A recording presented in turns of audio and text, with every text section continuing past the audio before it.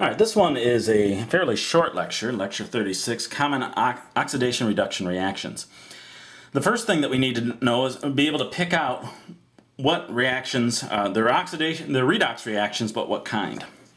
So if we look at, we have combination, decomposition, displacement, and combustion reactions.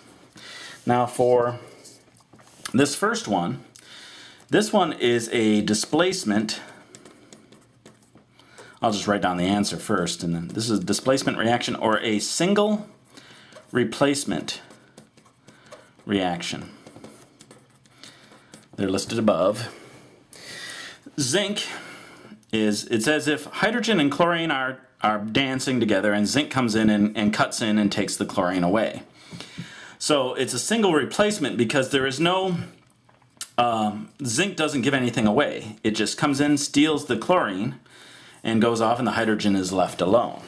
So it's a single replacement rather than a double displacement that we see with the non-redox reactions, the acids and bases types of reactions where there's or precipitation reactions where there's a trading of partners. You know, think along lines of a dance. So we have hydrogen and chlorine together, zinc comes in, displaces the zinc and displaces the hydrogen and takes the chlorine. So that's a single replacement or displacement reaction.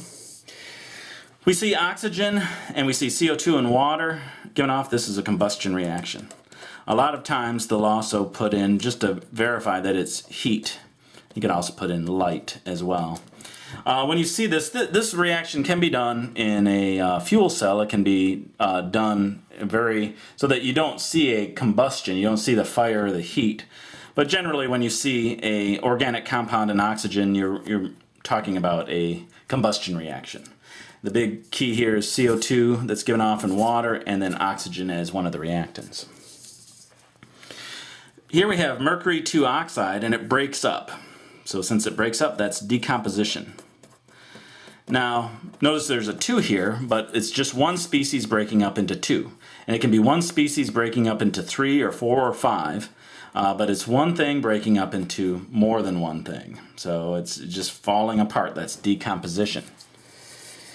Then we have calcium and bromine come together to form calcium bromide. So this is a combination reaction. It doesn't have to be just 2, it could be 3 or more, but usually it's 2. Getting 3 or more things to come together into one, and it has to form into one component. We can have 3 or 4 or 5 reactants, but generally they form several products as well. Here it needs, everything has to come together into one species. And that's it.